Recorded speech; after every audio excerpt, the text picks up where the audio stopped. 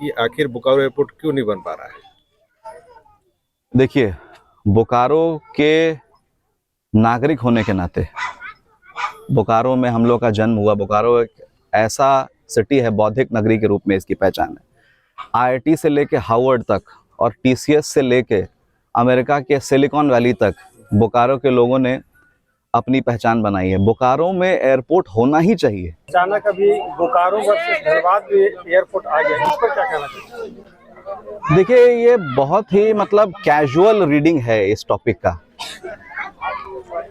जो पार्टी केंद्र में पावर में है, जो उड़ान स्कीम चला रही है हमारी पार्टी भाजपा, हमारे किसी भी नेता ने कहा है क्या कि हम इसको बोकारो से धनबाद ले जाएंगे? और सबसे बड़ी बात, देश के सर्वोच्च नेता, हम सबके प्रेरणा स्रोत, जब माननीय प्रधानमंत्री जी ने यह कह दिया, जब देवघर एयरपोर्ट का इनॉग्रेशन करने आए थे कि बोकारो और दुमका में भी काम चल रहा है, तो उसके बाद संशय की स्थिति रह ही नहीं जाती है। बोकारो में एयरपोर्ट बनेगा, ये मेरे देश के प्रधानमंत्री ने कहा है, और इससे ज्यादा भरोसा मुझे और किसी चीज से नहीं चाहिए। जिसका जिक्र आप कर रहे हैं उसका मैं टेक्निकल एस्पेक्ट बता देता हूँ। मैं सिविल एविएशन मिनिस्ट्री के तौर पर के रिप्रेजेंटेटिव के रूप में अधिकृत तो नहीं हूँ इसका आंसर करने के लिए, लेकिन उसका टेक्निकल एस्पेक्ट ये है कि नॉर्मली सिविल एविएशन मिनिस्ट्री की आप वेबसाइट पे जाएंगे तो उसका एक डॉक्यूमेंट है जो कहता है कि किसी दो डोमेस्टिक एयरपोर्ट के बीच कम से कम 150 किलोमीटर की दूरी होनी चाहिए।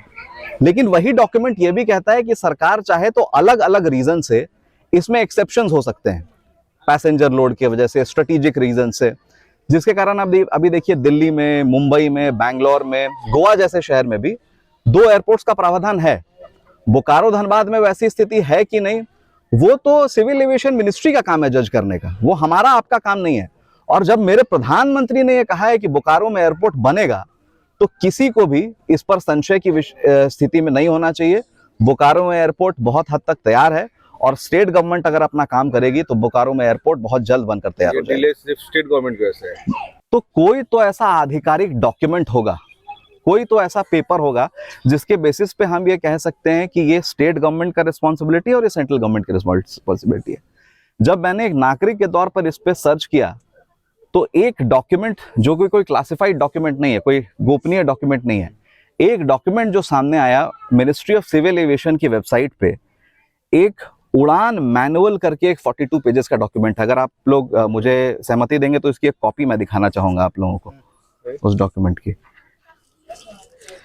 ये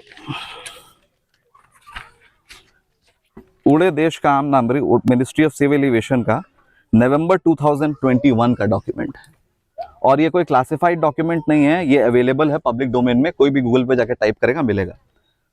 तो किसकी क्या रिस्पॉन्सिबिलिटी है, सेंटर की या स्टेट की, वो तो इस डॉक्यूमेंट से ही पता चलेगा।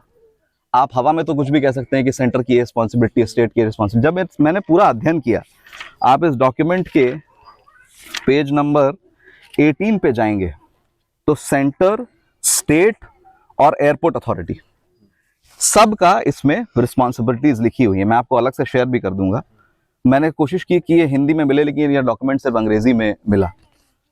आप जब स्टेट के रिस्पॉन्सिबिलिटीज पे जाएंगे तो इसमें लिखा हुआ है provision of minimum land free of cost and free from all इनकम्बरेंसेस, provision of security and fire services free of cost, provision of electricity, water and other utility services. मैं उसका अनुवाद कर देता हूं। फायर ब्रिगेड की सर्विस, एम्बुलेंस की service, electricity की service, ये इंश्योर करना कि जो एयरपोर्ट के लिए लैंड हो उस पर किसी तरह का कोई लीगल इशू नहीं हो। ये उड़ान का मैनुअल कहता है कि ये स्टेट गवर्नमेंट की रिस्पॉन्सिबिलिटी है। ये सब अभी तक नहीं मिला? ये सब पब्लिक डोमेन में तो अभी तक डॉक्यूमेंट्स के बेसिस पे बात ही नहीं हो रही है। आप लोग, हम लोग सब यहाँ बोकारो के नागरिक हैं, इनमें से बहुत चीजें हैं जो अभी तक इस एयरपोर्ट के नहीं मिली है, और ये डॉक्यूमेंट, पब्लिक डॉक्यूमेंट, ये कहता है कि ये स्टेट की रिस्पॉन्सिबिलिटी है।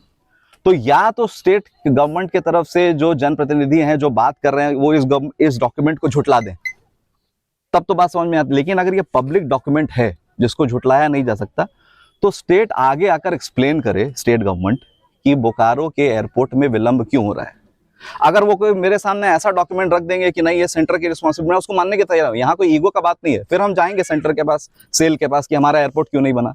यहाँ मैं एक राजनेता के तौर पर बात नहीं कर रहा हूँ, बोकारो के नागरिक के तौर पर बात कर रहा हूँ। इमोशनल इशू है हम लोग के लिए कि एयरपोर्ट बनना चाहिए, क्यों नहीं बन रहा है। लेकिन जो साक्ष्य हमारे सामने आए हैं उससे ये क्लियर है कि जो सेंट्रल गवर्नमेंट की रिस्पॉन्सिबिलिटी थी वो ऑलमोस्ट कंप्लीट हो चुकी है, बट जो यूटिलिटी की बात थी वो इनकम्प्लीट है। और इस डॉक्यूमेंट के अकॉर्डिंग जो उड़ान का ऑफिशियल मैनुअल है, ये स्टेट की रिस्पॉन्सिबिलिटी। एक लाइन में और पढ़कर सुनाना चाहूंगा। स्टेट गवर्नमेंट्स कॉन्स्टिट्यूट अ की category of stakeholders of the scheme. इसका मतलब स्टेट इस पूरी स्कीम का एक बहुत महत्वपूर्ण भागीदार है। तो ये कहना कि स्टेट की कोई रिस्पॉन्सिबिलिटी नहीं, सेंटर देखिए, मुझे लगता है कि बिना साक्ष्य के, बिना डॉक्यूमेंट्स के बात नहीं होनी चाहिए। पब्लिक डोमेन में जब बात हो तो डॉक्यूमेंट्स के साथ हो। और जैसे मैंने बोला, एयरपोर्ट अविलंब चालू हो, इसके लिए सब लोगों को प्रयत्न करना चाहिए। ये राज्य सरकार की उदासीनता है। मुझे तो यही लगता है, जो मेरे पास पब्लिक डोमेन में डॉक्यूमेंट्स और फैक्ट्स आए हैं, राज्य सरकार क्या उदासीनता। आज मैंने एक प्रेस कॉन्फ्रेंस और देख रहा था मैं, जिसमें मेंशन किया गया कि कुछ लाइट्स का विषय मेंशन किया गया, बट सोशल मीडिया में एक डॉक्यूमेंट घूम रहा है, उसका सत्यापन मैं नहीं करूंगा, बट वो भी मेरे पास है, जिसमें सेल ने ये भी लिख के दिया गया है कि जो लाइट की रिस्पॉन्सिबिलिटी है सतनपुर पहाड़ के ऊपर, वो झारखंड गवर्नमेंट की है, और जो 2 चिमनीज के ऊपर रिस्पॉन्सिबिलिटी है वो Bokaro power supply company limited की है। लेकिन उसमें पोस्ट डेट ऑफ कंप्लीशन, और date of completion Jharkhand government ने 16 जून 2025 दे दिया है। उसके बाद ही वो लाइट लग सकता है।